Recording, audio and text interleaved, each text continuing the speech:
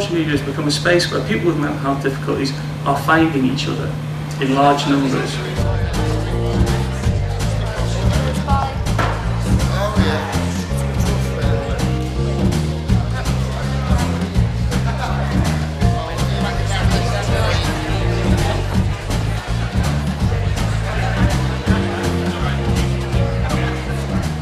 I'm very pleased to say that we're moving forward with social media, so we have a hashtag.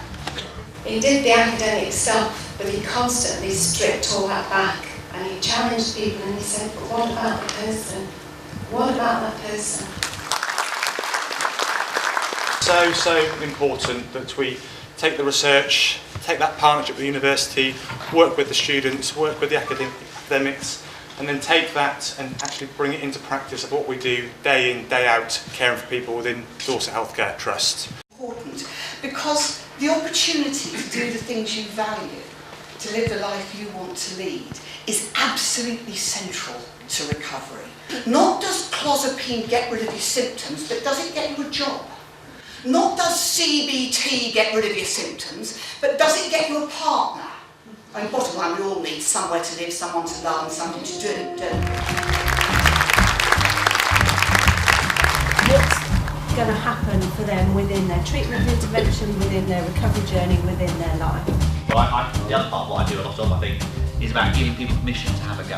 We need to become, if you like, evangelists really for this way of working amongst all the myriad of other long-term conditions that exist in healthcare. And it's called now the body-mind approach because in the research the patients said that they started to make links between their mind and their body. It means that if you actually think you've got a pain in your leg, you're even less likely to be convinced by your GP that that would be a terribly good idea. They were given an understanding of their symptom, and from that, in relation to their life, they developed ways of coping that was tailor-made to their personal life. I looked at creating little language and I thought, well, actually, it's purely a communication.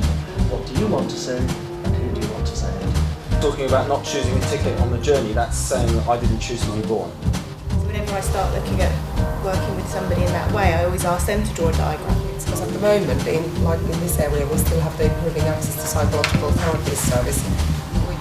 But that helps to engage them, and then just using their clinical, think something that they could change face to face. I suffer from depression. I actually want to get the message out that suffering from mental illness doesn't actually debar anyone from actually achieving. And when at lunchtime I asked him what did he want me to mention before I introduced him, he said, well, over the years, what I've learned is to listen.